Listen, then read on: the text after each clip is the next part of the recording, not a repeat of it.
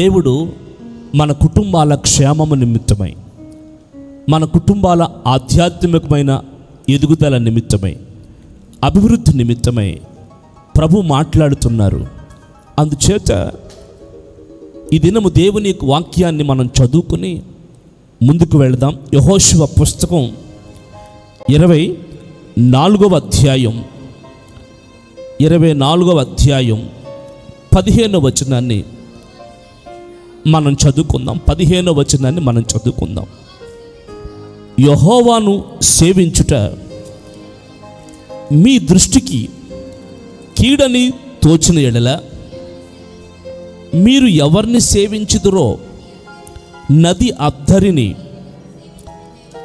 మీ పితరులు సేవించిన దేవతలను సేవించుదురో, అమోరీల దేశమున మీరు నివసించుచున్నారే వారి దేవతలను సేవించుదురో, నేడు మీరు కోరుకోనండి. మీరు ఎవరిని సేవింప కోరినను నేనునో నా ఇంటి వారును యెహోవాను సేవించుదుము అనెను. నేనును నా ఇంటి వారును యెహోవాని సేవించెదము, యెహోవాని సేవించెదము అనెను. దైవజనుడని యెహోషువ ఇశ్రాయేలు ప్రజలకి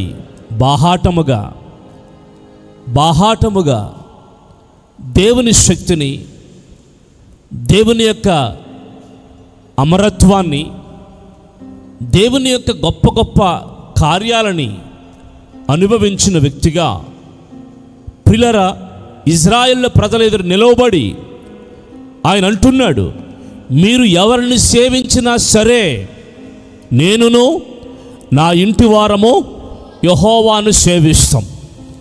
ఇదిగో మీరు ఐగుప్తుని వదిలి వచ్చారే, ఐగుప్తులో ఎన్నో దేవతలు, ఎన్నో దేవుళ్ళు, ఎన్నో ప్రతిమలు, ఎన్నో విగ్రహాలు ఐగుప్తులో మీకు కనపడ్డాయి.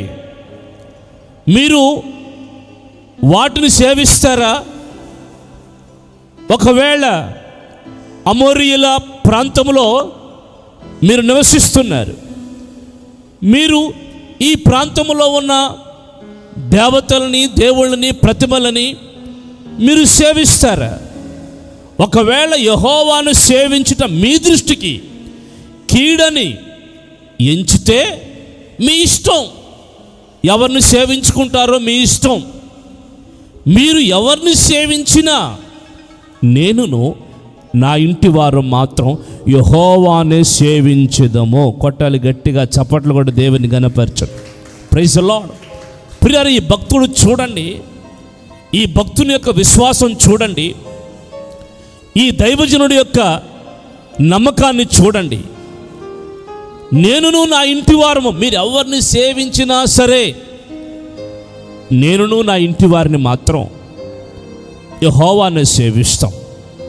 ఆయనే నిజమైన దేవుడు, ఆయనే సర్వశక్తి కలిగిన దేవుడు, ఆయనే నేటి వరకు మన ప్రయాణాల్లో, మన రాకపోకల్లో, ఈ యొక్క ఇశ్రాయేలు కానాను యాత్ర ప్రయాణములో, లేదా ఐగుప్తును వదిలి దేవుడు మనల్ని నడిపించుటలో ఆయన సాహస కార్యాలు ఎన్నో ఎన్నో మనం చూస్తూ వచ్చాం. అవన్నీ చూసిన మన జీవితాలు ఆయన మీదే మనసు తప్ప మరొకరి మీదకి మన మనసు వెళ్ళకూడదు. ఒకవేళ మీ మనసు ఎవరి మీదకి వెళ్ళినా సరే నేను నా ఇంటి వారు మాత్రం నిశ్చయముగా యెహోవానే సేవిస్తూ ఉంటాము. Praise the lord. హల్లెలూయా. ఈరోజున ప్రియులారా, యెహోవాను సేవించటం వలన మన జీవితాల్లో ఏం కలుగుతుంది? మనం ఇదే అధ్యాయం ప్రియులారా 22వ అధ్యాయం 5వ వచనం చదవగలిగితే, అయితే మీరు యెహోషువ పుస్తకం 22వ అధ్యాయం 5వ వచనం, అయితే మీరు పూర్ణ హృదయముతోను పూర్ణ ఆత్మతోను మీ దేవుడైన యెహోవాని ప్రేమించుచు ఆయన మార్గములన్నిటిలో నడుచుకొనుచు ఆయన ఆజ్ఞలు గైకొనుచు ఆయనను హత్తుకొని ఆయనను సేవించుచు. మీరు వినండి, ఇక్కడ రాయబడుతున్న మాట, ఆయనను హత్తుకొని ఆయనను సేవిస్తూ. చూడండి ప్రియులారా, దేవుణ్ణి మనం హత్తుకుని ఆయన్ను సేవించాలంట. ఈరోజున మనము దేవునికి మనకి ప్రియులారా ఎడబాటు అనేది రాకూడదు. దేవునికి మనకి ఎడబాటు అనేది రాకూడదు. ఎందుచేతనంటే మన పూర్ణ హృదయముతోనూ పూర్ణ ఆత్మతోనూ దేవుడైన యెహోవాని మనం సేవిస్తూ ఉండాలి. ఆయన మార్గములన్నిటిలోనూ ఆయన ఆజ్ఞలన్నిటిలోనూ ఆయన గైకొంటూ ఆయన హత్తుకొని మనం సేవించు. పూర్ణ ఆత్మతో పూర్ణ మనస్సుతో. ప్రియులారా, ఇదే యేసు ప్రభు చెప్తూ ఉన్నారు, నీ దేవుడైన యెహోవాని పూర్ణ ఆత్మతోనూ పూర్ణ మనస్సుతోనూ పూర్ణ వివేకముతోనూ పూర్ణ బలముతోనూ సేవించాలని నీకు తెలియదా అని యేసు ప్రభు నూతన నిబంధనలో ఆయన వద్దకు వచ్చిన భక్తులకి ప్రియులారా దేవుణ్ణి సేవించే విధానాన్ని ఆయన స్పష్టంగా తెలియచేస్తూ ఉన్నారు. మనం ఆరాధించే దేవుణ్ణి ప్రియులారా పూర్ణ ఆత్మతో పూర్ణ మనస్సుతో పూర్ణ బలముతో పూర్ణ వివేకముతో సేవించాలి. ఆయన్ని సేవించటం వలన ఏం కలుగుతుంది? ఆయన్ని సేవించటం వలన ఏం కలుగుతుంది? మనం ఈ వచనంలోనే ఒక్క వచనం ప్రియులారా మరొక 14వ వచనం కూడా చదువుకోగలిగితే 14వ వచనం కూడా చదువుకోగలిగితే, కాబట్టి మీరు యెహోవా యందు భయభక్తులు కలిగి ఆయనను నిష్కపటముగాను సత్యముగాను సేవించుచు. చూడండి ఇక్కడ ఏమంటున్నాడు రెండో మాటలో, మొదట పూర్ణ బలం పూర్ణ ఆత్మతోనూ పూర్ణ హృదయముతోనూ సేవించాలని చెప్పి ప్రియులారా ఇక్కడ మరొక మాటలు అంటున్నాడు. ఏమనంటే నిష్కపటముగాను సత్యముగాను సేవించాలి. నిష్కపటముగాను సత్యముగాను సేవించాలి. ఈరోజున వినండి, దేవుని సేవించే విషయాల్లో యెహోషువ ఎంత ప్రియులారా సరైన రీతిలో దేవుని వాక్యాన్ని అనుసరించి దేవుని సన్నిధిలో ప్రియులారా దేవుని యొక్క నడిపింపును అనుసరించి మాట్లాడుతున్నాడో వినండి. ఈరోజున దేవుణ్ణి మనం ఎలా పడితే అలా సేవించడం వలన దేవుని కార్యాలని మనము పొందుకోలేమండి. ఈరోజున ప్రియులారా మన పూర్ణ హృదయముతో పూర్ణ ఆత్మతో పూర్ణ సత్యముతో నిష్కపటముతో మనం ఆయన్ని సేవించాలి. ఈరోజున మనం ఇలా సేవించడం వలన కలిగే ఒకే ఒక ప్రయోజనం మీతో చెప్పి కొంచెం ముందుకు వెళతాను. సంఖ్యాకాండము 26వ అధ్యాయము ఆఖరి వచనం. సంఖ్యాకాండము 26వ అధ్యాయం ఆఖరి వచనం. ఏలయనగా వారు నిశ్చయముగా అరణ్యములో చనిపోవుదురని యెహోవా వానిని గూర్చి సెలవిచ్చును. ఇప్పున్నే కుమారుడైన కాలేబు నూను కుమారుడైన యెహోషువ తప్ప వారిలో ఒకడైనను మిగిలి ఉండలేదు. మీరు బాగా వినాలి. ఇక్కడ ఒక చిన్న సందర్భాన్ని చెప్తాను, వినండి. ఐగుప్తులో బయలుదేరినప్పుడు ప్రియులారా 6 లక్షల మంది కాల్బలము పురుషులు అని బైబిల్లో రాయబడింది. పురుషులు మాత్రమే 6 లక్షలు. ఐగుప్తులోంచి బయలుదేరినప్పుడు పురుషులు మాత్రమే 6 లక్షలు అని రాయబడింది. ఇక స్త్రీలను పిల్లలని వృద్ధులని నడిచి నడవని వాడిని ఇలా లెక్క పెట్టుకుంటూ వెళితే చరిత్రకారులు బైబిల్ పండితులు ఇంచుమించుగా 30 లక్షల మంది ప్రజలుగా 30 లక్షల మంది ప్రజలుగా ప్రియులారా 30 లక్షల మంది ప్రజలుగా బైబిల్ పండితులు ఒక అంచనాలు వేస్తూ ఉన్నారు. పురుషుల లెక్క మాత్రమే వ్రాయబడింది కనుక మిగిలిన వారి లెక్క వ్రాయబడలేదు. ఒక అంచనా, ఒక ఊహ మాత్రమే ప్రియులారా మనం చెప్పుకోవచ్చు. కానీ బయలుదేరిన వారు 6 లక్షల బలముతో నడవగలిగిన వాళ్ళు, ముందుకి సాగగలిగిన వాళ్ళు ప్రియులారా పురుషులు శక్తి కలిగిన వాళ్ళు మాత్రమే 6 లక్షలని వ్రాయబడి ఉంది. ఇప్పుడు మోషే గారు బయలుదేరిన తర్వాత, అరణ్యంలోనికి వచ్చిన తర్వాత ఎంతమంది బయలుదేరి నది దాటారో అందరి పేర్లు, అందరి లెక్కలు వ్రాశారు. గోత్రాల చొప్పున, వాళ్ళ సంతానం చొప్పున, వాళ్ళ యొక్క పెద్దలు పిల్లల చొప్పున లెక్కలు రాశారు. అయితే ఈ 40 సంవత్సరాలు వినాలి, 40 సంవత్సరాలు వాళ్ళ ప్రయాణం కొనసాగి ఎక్కడికి వచ్చిందంటే, ప్రియులారా, దేవుడు ఎక్కడైతే చూపించాడో, దేవుడు ఏ ప్రాంతం అయితే చూపించాడో, యెరికో పట్టణంలో, అనగా పాలు తేనెలు ప్రవహించే కానాను దేశంలోనికి వచ్చినప్పుడు ప్రియులారా, బయలుదేరిన లెక్కని చూస్తే ఆ లెక్కలో ప్రియులారా యెహోషువ, కాలేబు ఇద్దరే మిగిలారంట. మిగిలిన వాళ్ళందరూ కూడా అరణ్య యాత్రలో ఈ 40 సంవత్సరాల్లో చనిపోయారని రాయబడి ఉంది. మీరు బాగా వినండి, చనిపోయారని రాయబడి ఉంది. ఎందుకు చనిపోయారు వాళ్ళు? బయలుదేరిన చాలా గొప్ప జనాంగం బయలుదేరింది, కానీ మార్గ మధ్యలో ఎందుకు చనిపోవాల్సి వచ్చింది? ఎందుకు చనిపోయారు అంటే, వారు దేవుడైన యెహోవాని లేదా ప్రభు అయిన యేసయ్యని పూర్ణ మనసుతోనూ, పూర్ణ వివేకముతోనూ, పూర్ణ ఆత్మతోనూ, ప్రియుల సత్యముతోనూ, నిష్కపటముగాను ఆయన్ని సేవించలేకపోయారు. ఆకలి కొరకు ఆకలి వేసినప్పుడు ఒక మాట మాట్లాడారు, ఆకలి తీరిన తర్వాత మరొక మాట మాట్లాడారు. దాహం వేసినప్పుడు ఒక మాట మాట్లాడారు, దాహం తీరిన తర్వాత మరొక మాట మాట్లాడారు.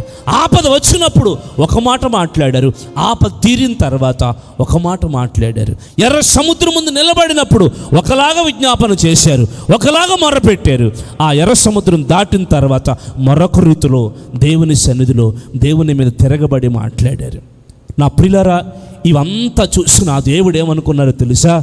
ఇదిగో, మిమ్మల్ని అందరినీ పాలు తేనెలు ప్రవహించే దేశంలోనికి తీసుకుని వెళ్ళాలని మిమ్మల్ని తీసుకుని వచ్చాను, కానీ మీరు నా మీదకి తిరుగుబాటు చేస్తున్నారు, కార్యాలు పొందుకుంటున్నారు, మేలులు పొందుకుంటున్నారు, కానీ నన్ను విసర్జిస్తున్నారు, నాకు దూరంగా వెళ్ళిపోతున్నారు. మీ క్రియల వలన, మీ మాటల వలన నన్ను హత్తుకుని ఉండలేకపోతున్నారు, నన్ను పూర్ణ హృదయంతో, పూర్ణ ఆత్మతో నన్ను మీరు సేవించలేకపోతున్నారు అని దేవుడు బాధపడి ఆయన అన్నాడు, అరణ్యములో వీరిని నశింప చేస్తాను అన్నాడు. ప్రైజ్ ది లార్డ్, హల్లెలూయా. ఎవరైతే పూర్ణ మనసుతో, పూర్ణ హృదయముతో, పూర్ణ వివేకముతో, పూర్ణ సత్యముతో, పూర్ణ నిష్కపటముతో దేవుణ్ణి సేవించడం మొదలుపెట్టారో, ప్రియులారా, ఆ సేవించే విషయాల్లో ఏ లోపము లేకుండా దేవుని సన్నిధిలో ఉన్నారో వారిని మాత్రమే దేవుడు ప్రియులారా పాలు తేనెలు ప్రవహించే వాగ్దాన దేశంలోనికి తీసుకుని వచ్చేటట్టుగా చేశాడు. మిగిలిన వారంతా అరణ్యంలోనే రాలిపోయారు, చనిపోయారు, పిట్టలు రాలినట్టు రాలిపోయారని బైబిల్ ప్రియులారా సారాంశం మనకు అర్థమవుతుంది. కారణం ఏంటంటే, పూర్ణ మనస్సుతో దేవుని సేవించకపోతే, ప్రియులారా పూర్ణ ఆత్మతో దేవుని సేవించకపోతే మన కుటుంబాలు ప్రియులారా ముందుకు నడిపించబడలేవు, మన కుటుంబాలు గమ్యాన్ని చేరలేవు, మన కుటుంబాలు దేవుడు మనకి ఏదైతే దాచి ఉంచాడో ఆ ఆశీర్వాద జీవితాన్ని, ఆశీర్వాద అనుభవాల్ని ప్రియులారా మనము చేరుకోలేం. వారు బయలుదేరిన వారు ఏమండి, దేవునికి ఇష్టలుగా లేక అనగా దేవుణ్ణి పూర్ణ హృదయముతో, పూర్ణ మనసుతో, పూర్ణ ఆత్మతో, నిష్కపటముగా, సత్యముగా దేవుని సేవించలేక ఏమైపోయారు తెలుసండి ప్రియులారా?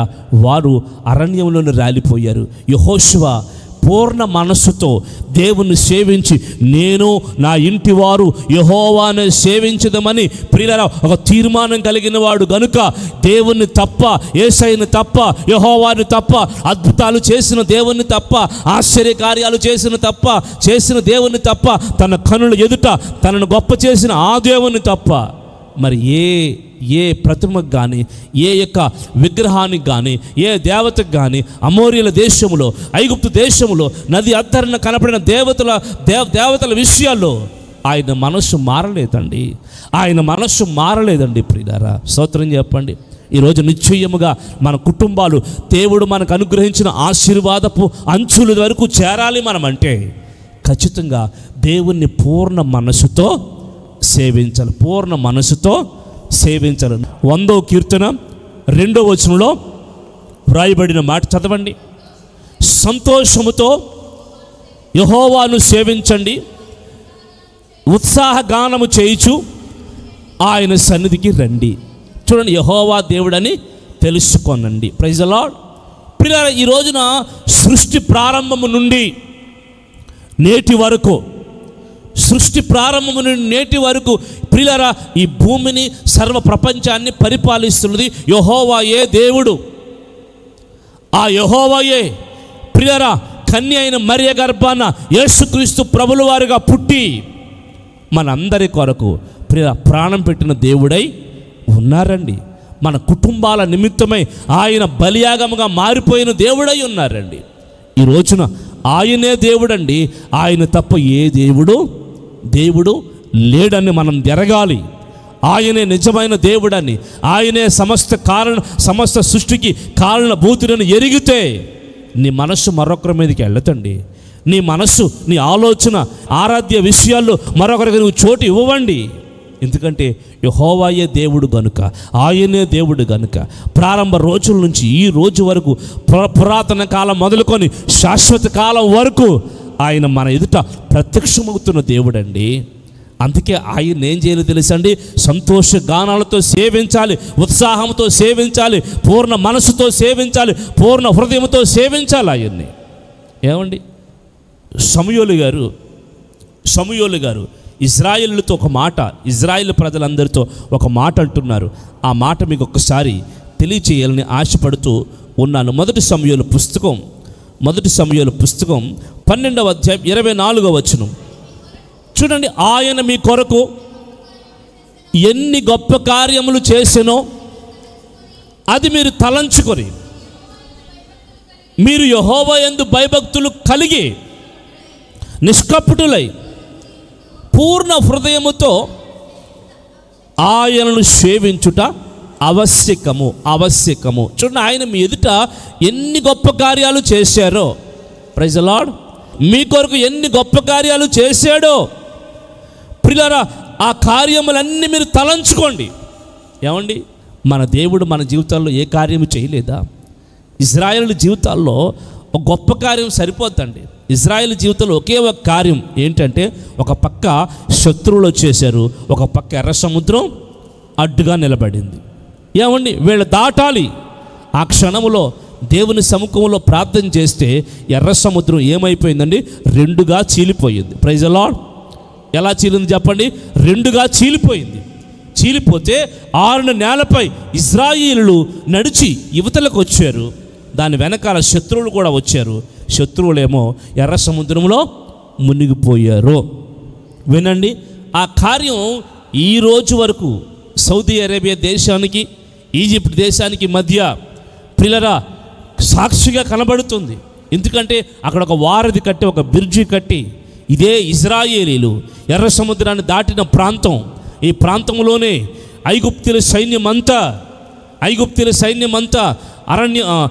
సముద్రపు నీటిలో కొట్టుకుపోయారని ప్రియులారా రీసెర్చ్ చేశారు, పరిశోధనలు చేశారు. అప్పుడు దొరికిన గుర్రం యొక్క చక్రాలు, రథాల యొక్క చక్రాలు, దాని నమూనాలు తీసి ఒక మ్యూజియం పెట్టి అక్కడ ప్రియులారా ప్రదర్శిస్తూ ఉన్నారు. స్తోత్రం చెప్పండి. బైబిల్లో రాయబడిన ప్రతి కార్యము నిజమండి. బైబిల్లో రాయబడిన ప్రతిదీ కూడా ఆధారాలతో, సాక్ష్యాలతో రుజువుగా ఈ రోజు వరకు మన కనుల ఎదుట ఉందండి. ప్రియులారా, మనం ఏదో తలంచకూడదు, కానీ ఆయన కార్యాలను తలంచితే మన కొరకు ఎన్ని గొప్ప కార్యాలు చేశాడో, ఇంతకు ముందు ఎన్ని చేశాడో, మనం అడిగినప్పుడు, మొరపెట్టినప్పుడు, ప్రార్థించినప్పుడు ఎన్ని కార్యాలు చేశాడో ఆ కార్యాలు జ్ఞాపకం చేసుకుంటే చాలండి. Praise the Lord. చాలండి. అందుకే మనము నిశ్చయముగా ఖచ్చితంగా ఆయన కార్యాలను గుర్తు చేసుకుని ఆయన సేవించుట చాలా అవసరం.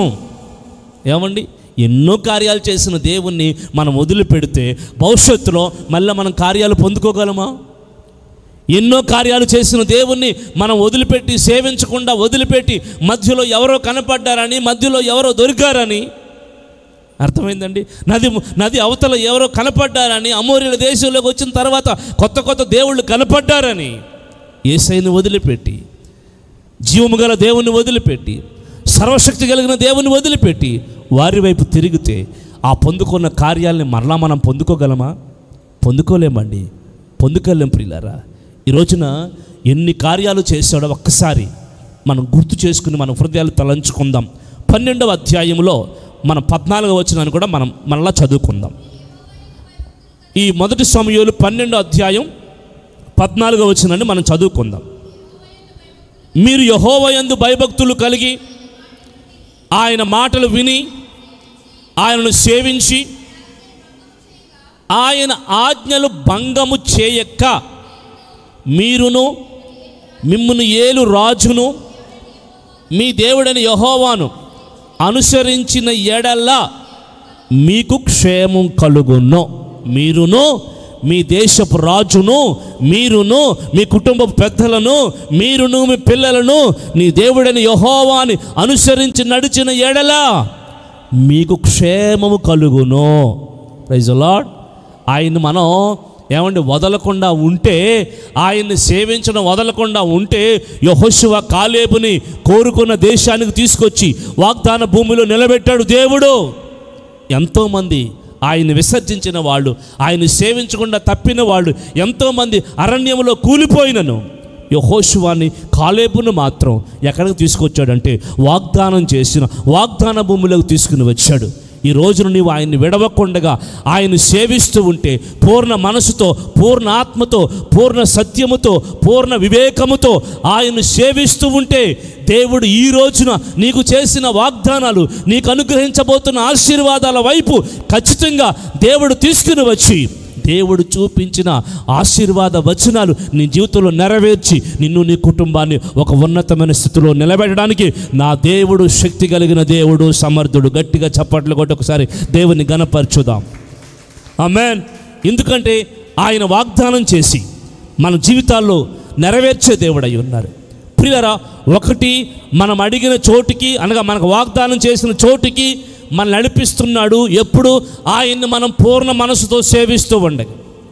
రెండో విషయం, ఆయన మన కొరకు ఎన్ని గొప్ప కార్యాలు చేశాడో, ఎన్నెన్నో గొప్ప కార్యాలు చేశాడు, ఎన్నెన్నో అద్భుతాలు చేశాడు. అవన్నీ మనం తలపోచుకుంటూ, అవన్నీ జ్ఞాపకం చేసుకుంటూ, ఆ కార్యాలు మరువక, ఆ కార్యాలని మర్చిపోక మనం సేవిస్తూ ఉన్న రోజున ఖచ్చితంగా రాబోయే రోజుల్లో, భవిష్యత్ కాలములో ప్రియులారా, ఖచ్చితంగా మునుపటి కంటే అత్యధికమైన కార్యాలు, వీటికంటే గొప్ప కార్యాలు మనము చూడగలము. ఆమేన్. మూడో విషయం ఏంటి తెలుసండి? ఆయన్ని పూర్ణ మనసుతో సేవిస్తే మీరైనా, మీ రాజు అయినా, మీరైనా, మీ కుటుంబం అయినా, మీరైనా, మీ గృహస్థులైనా, మీరైనా, మీ వంశస్థులైనా, మీరైనా, మీ గ్రామస్తులైనా ఆయన్ని పూర్ణ మనసుతో సేవించగలిగితే ఆయన ఏం చేయబోతున్నాడు? మనకంటని క్షేమం కలగ చేయబోతున్నాడు. ఆయన సేవించడంలో మనకేముంది చెప్పండి? క్షేమం ఉంది. ఆయన సేవించడంలో మనకేముంది చెప్పండి? ఆశీర్వాదం ఉంది. ఆయన సేవించడంలో మనకేముంది చెప్పండి? ప్రియులారా, ఎన్నో కార్యాలను మనము పొందుకుంటాం. అందుచేత మన జీవితాల్ని పూర్ణమైన మనసుతో మనము యెహోషువ వలె నేను నా ఇంటి వారిని యెహోవాను సేవించుదామని మనం చెప్పుకోగలగాలండి. క్షేమం కలగాలి ప్రియుల, క్షేమం కలుగుతుంది అప్పుడు. చూడండి, దానియేలు పుస్తకంలో ఈ సందర్భాన్ని మనం చాలా స్పష్టంగా చూడగలం. ఒకరోజు దానియేలుని చెరసాలలో వేయటానికి దానియేలు పుస్తకము 6వ అధ్యాయము 20వ వచనం, అతడు దగ్గరకు పోయి, గుహ దగ్గరకు పోయి రాగానే దుఃఖ స్వరముతో దానియేలుని పిలిచి, జీవము గల దేవుని సేవకుడవైన దానియేలు, నిత్యము నీవు సేవించుచున్న నీ దేవుడు నిన్ను రక్షింపగలిగినా. ఆఖరిగా నేను చెప్పే మాట ఏంటంటే, ప్రియుల, దానియేలు అనే భక్తుడిని మనం చూస్తున్నాం. దానియేలు దేవుణ్ణి నిత్యము సేవిస్తున్నాడు. ఈ రోజున సేవించడం అంటే మనం ఏమనుకుంటామంటే దేవుని మందిరంలోకి వచ్చి సేవ చేయాలేమో అనుకుంటాం. పాస్టర్ గారు చేసుకుంటున్నారుగా, పాస్టర్ గారి కుటుంబం చేసుకుంటుందిగా, మనము చెయ్యాలా అని మనం అనుకుంటాం. పిల్లరా, దానియేలు చేస్తున్న సేవించడం, సేవ లేదా సేవింపడం అనే మాట. బబులోనులో దేవుని ఆలయం ఏమీ లేదు, దేవుని మందిరం ఏమీ లేదు ఆ రోజుల్లో. ఎక్కడో పిల్లల తూర్పు దిక్కుగా, అనగా యెరూషలేము తట్టు తూర్పు దిక్కుగా బబులోను దేశంలో దానియేలు ఎక్కడైతే ఉంటున్నాడో ఆ యొక్క పిల్లల కిటికీకి తూర్పుగా యెరూషలేము ఉంది. యెరూషలేము ఉంటే ఆ కిటికీ తలుపులు తీసి ప్రతిరోజు ఉదయము, మధ్యాహ్నము, సాయంత్రం, ప్రైజ్ ది లార్డ్, ఉదయము, మధ్యాహ్నము, సాయంత్రం ముమ్మారు ప్రార్థన చేసుకుంటున్నాడు. ప్రియరా, ఈ విషయం ఆ దేశంలో కొంతమంది శత్రువులు దానియేలుని ప్రార్థన చేయడం ఆపాలి, ఎలాగైనా ఇతన్ని రాజ్యంలో లేకుండా చెయ్యాలని ఏం చేశారంటే రాజు దగ్గరికి వెళ్ళి ఒక మాట అన్నారు. రాజా, 30 రోజులు టైం పెట్టు, వినండి, 30 రోజులు టైం పెట్టు. ఈ 30 రోజుల్లో నీ దగ్గర తప్ప ఎవరైనా ఏదైనా చెప్పుకోవాలంటే నీ దగ్గరకు వచ్చి చెప్పుకోవాలి. ఏ మనుషుని దగ్గర, ఏ దేవుని దగ్గర ఇంకెవరు ఏ మనవి చేయడానికి వీల్లేదు. ఒకవేళ అలా చేస్తే వాళ్ళు మరణానికి పాత్రుడు, సింహాల బోన్లో వేయబడతాడని ఒక ఉత్తరం రాసి మాకు ఇమ్మన్నాడు. ఎందుకు ఇలాగ అడుగుతున్నాడు? లేదయ్యా, దీనివల్ల నీ గౌరవం పెరుగుతుంది, నీ ఘనత పెరుగుతుంది, ప్రతి మనిషి నీ దగ్గరికి వస్తాడు, కాబట్టి నీ రాజ్యంలో నీకు ప్రఖ్యాతి పెరుగుతుంది అని వాళ్ళు మాయ మాటలు చెప్పి ఒక ఉత్తరం రాసి స్టాంపు వేశారు, రాజు చేత సంతకం పెట్టించారు. వినండి, ఈ రాజు సంతకం పెట్టాడు, చూశారు. ఆ పెట్టిన శాసనం చాలా గట్టి శాసనం అండి. వినాలి, ఒక మాట చెప్తాను, వినండి. గట్టి శాసనం. ఒకసారి రాజు సంతకం పెడితే రాజు కూడా దాన్ని వెనక్కి తీసుకోలేడు. ఇప్పుడు మీకు అర్థమైందా? ఏదైనా ఒక శాసనం రాజు సంతకం పెడితే దాన్ని ఇంక వెనక్కి తీసుకోవడానికి రాజుకు కూడా అవకాశం లేదు. అది పారసీకుల యొక్కయు మాదీయుల యొక్కయు శాసనం. అది స్తోత్రం చెప్పండి, హల్లెలూయా. పారసీకుల యొక్కయు మాదీయుల యొక్కయు శాసనం. అది పర్మనెంట్. ఒక్కసారి నిర్ణయం తీసుకుంటే దాన్ని రాజు కూడా మార్చడానికి వీల్లేదు, సంతకం పెట్టిన రాజు కూడా మార్చడానికి వీల్లేదు. ఇటువంటి సిచ్యువేషనే వినండి ఎస్తేరు గ్రంథంలో కూడా జరిగింది. వింటున్నారా? రాజు హామాను రాజు చేత ఉత్తరం రాయించుకుని స్టాంప్ వేశాడు, సిగ్నేచర్ వేశాడు ఉంగరం చేత. ప్రియులారా, యూదులందరినీ చంపమని ఆ ఉత్తరం అందరికీ వెళ్ళిపోయింది. కానీ తర్వాత రాజు అసలు విషయాన్ని తెలుసుకుని అప్పుడు ఏం చేయాలో తనకు అర్థం కాల. నేనే కదా ఇచ్చాను శాసనం, అందరిని తిరిగి తీసుకోమంటే అధికారం లేదండి. పారసీకుల యొక్క శాసనం, మాదీయుల యొక్క శాసనం బబులోను సామ్రాజ్యంలో షూషాను కోటలో నా ప్రియులారా ఖచ్చితంగా నెరవేరవలసిందే. ఏ రాజు అయినా సరే ఒక్కసారి శాసనం పుడితే ఆ శాసనాన్ని ప్రియులారా ఫెయిల్ చేయడానికి, ఆ శాసనం రద్దు చేయడానికి ఎవరికి అధికారం లేదు.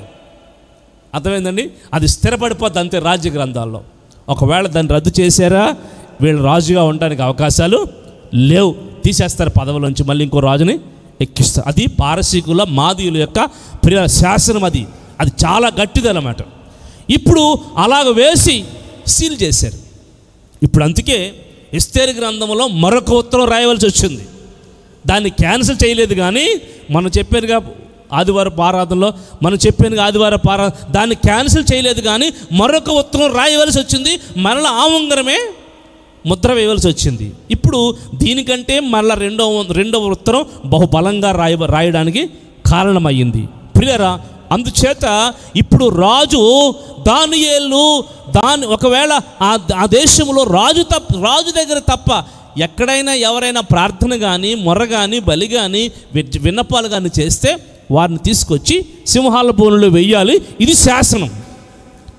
ఇప్పుడు రాజుకు తెలియదు దానియేలు కోసం వెళ్ళి పన్నారని. ప్రియరా, శాసనం తీసుకున్నారు. దానియేలు యొక్క అలవాటు ఏంటి? ఉదయం ప్రార్థన చేస్తాడు, మధ్యాహ్నం ప్రార్థన చేస్తాడు, రాత్రికి ప్రార్థన చేస్తాడు. నిత్యము సేవించడం అంటే అది. కొట్టండి గట్టిగా చప్పట్లు కూడా దేవుని కనపరచండి. ఆమేన్. ఏమండి?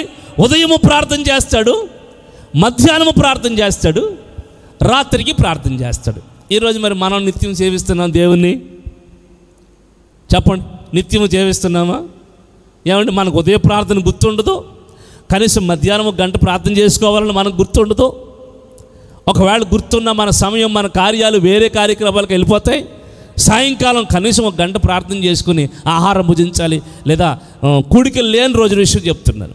1 గంట అయినా ప్రార్థన చేసుకుని దేవుని సన్నిధిలో మనం గడపాలి అన్న జ్ఞానం కూడా మనకి ఉండదు. నిత్యము సేవించడం అంటే ఏంటి? ఉదయము, మధ్యాహ్నం, రాత్రి.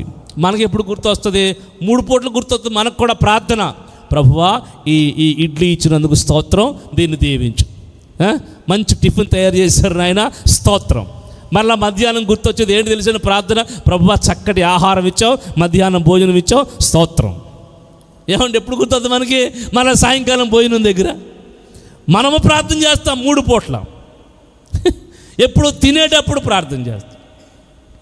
కానీ దానియేలు ప్రియులారా ముమ్మారు తన అలవాటు ప్రకారంగా మోకరించి యెరూషలేము తట్టు కిటికీలు తెరిచి ప్రార్థన చేస్తుంటే ఆ కిటికీలోంచి దానియేలు చూశారు. వీళ్ళు కనిపెట్టుకుని ఉంటున్నారు, ఇప్పుడు చూసినా కిటికీ తీస్తాడు, ప్రార్థన వినపడద్దని చూస్తున్నారు. వెంటనే వెళ్ళి ప్రియులారా అరెస్ట్ చేసి బంధించి రాజు దగ్గర నిలబెట్టారు. రాజు దగ్గర నిలబెడితే ఏం జరిగింది? దానియేలును తీసుకొచ్చారు. ఎందుకంటే దానియేలు కూడా దేశంలో ఉన్నతమైన స్థితిలో ప్రధానమైన పోస్టులో ఉన్నాడు. ఈ శాసనం ఎంత గొప్ప ఉండైనా సరే ఏం చేస్తుంది? శాసనం చేయబడిన తర్వాత దాన్ని అప్పగిస్తుంది అంతే. ఎంత ఉద్యోగంలో ఎంత గౌరవంగా ఉన్నా, ఎంత పోస్టులో ఉన్నా సరే రికమెండేషన్ కూడా చెల్లవు దీనికి. అందుచేత దానియేలును తీసుకొచ్చేసరికి రాజు ఏడ్చాడండి, కలవరపడ్డాడు, మనసులో కలవరపడ్డాడు. అయ్యయ్యో దానియేలు, ఇదిగో నేను చేసిన శాసనం నీ మరణానికి వచ్చిందా? నేను మార్చలేనే అనుకుని ప్రియారా ఏం చేశాడో తెలుసండి? వాళ్ళు చూస్తున్నారు, ఒకవేళ దానియేలును చూసుకుని వీళ్ళు మార్చేస్తారేమో అని, మారుస్తారేమో అని చూస్తున్నాడు వాళ్ళందరూ. కానీ దానియేలు దగ్గర రాజు అంటున్నాడు, నేను మార్చలేనే, నీ మరణానికి వచ్చిందా? అయినను నీవు నిత్యము సేవించుచున్న నీ దేవుడు నిన్ను రక్షింపగలడు. కొట్టని గట్టిగా చప్పట్లు. నిన్ను రక్షింపగలడు, నిత్యము సేవిస్తున్న నీ దేవుడిని రక్షిస్తాడు. నా మాట వినండి నా ప్రియులారా, ప్రతి ఉదయమున, ప్రతి మధ్యాహ్నమున, ప్రతి రాత్రి నువ్వు మరవక తప్పక ఖచ్చితంగా నువ్వు ఎక్కడున్నా సరే దేవుణ్ణి జ్ఞాపకం చేసుకోగలిగితే అది నిత్యము నీవు దేవుణ్ణి సేవించడం అని అర్థం. Praise the Lord. నిత్యము సేవించడం అని అర్థం. అందుచేత ప్రియులారా, ఆ నిత్యము సేవిస్తున్న దేవుడు నీకే ఆపద వచ్చినా, ఎటువంటి కీడు వచ్చినా, ఎటువంటి ప్రమాదం వచ్చినా, ఎటువంటి అవరోధాలు వచ్చినా నీవు సేవిస్తున్న దేవుడు ఖచ్చితంగా నిన్ను తప్పించి నిన్ను రక్షించబోతూ ఉన్నాడు. కొట్టాలి బిగ్గరగా చప్పట్లు కొట్టి. దానియేలు సింహాల బోనులో వేయడానికి ప్రియులారా రాజుకి అసలు ఇష్టం లేదు, కానీ తప్పదు, శాసనం మారదు. అందుకని తీసుకెళ్ళి దానియేలు సింహాల బోనులో వేసేసి రాజు ఇంటికి వచ్చి నాట్యాలు మానేశాడు, విందు మానేశాడు. రాజు ఉపవాసం ఉండి రాత్రంతా దుఃఖముఖంతో దానియేలు దేవుడా, దానియేలు రక్షించు, దానియేలు దేవుడా, దానియేలు రక్షించు అని ప్రార్థన చేస్తున్నాడు. Praise the lord.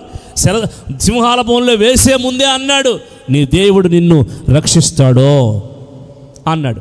పిల్లరా రాత్రంతా ప్రార్థన చేసి ఉదయకాలమే సింహాల గుహ దగ్గరికి వెళ్ళి అంటున్నాడు, దానియేలు నీవు చిరంజీవగుదువు గాక, దానియేలు నిత్యము నీవు సేవించిన దేవుడు నిన్ను రక్షింపగలిగేనా అనగానే దానియేలు లోపటి నుంచి అంటున్నాడు, అవునయ్యా, నిత్యము నిన్ను సేవించిన దేవుడు ఇదిగో నన్ను ఈ సింహాల బోనులోంచి నన్ను కాపాడు, ఈ సింహాల నోటు నుంచి నన్ను తప్పించాడు.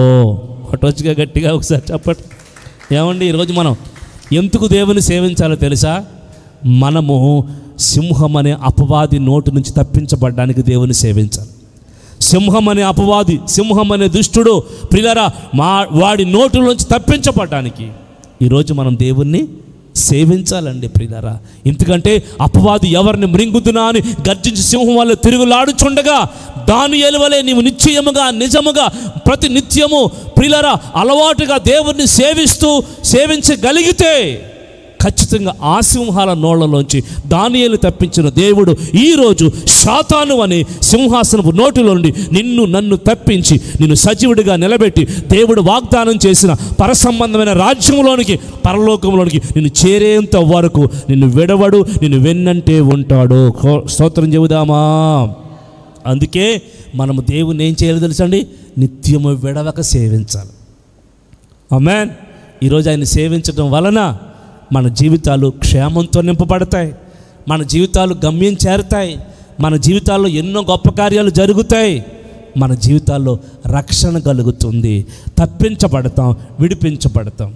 మనం నిత్యము దేవుని సేవిస్తే అది మనకి క్షేమం, మన కుటుంబాలకు క్షేమం, మన బిడ్డలకి క్షేమం, మన ఇంటికి క్షేమం, మనకు కలిగిన దాని అంతటికి రక్షణ దేవుడు కలగచేస్తాడు.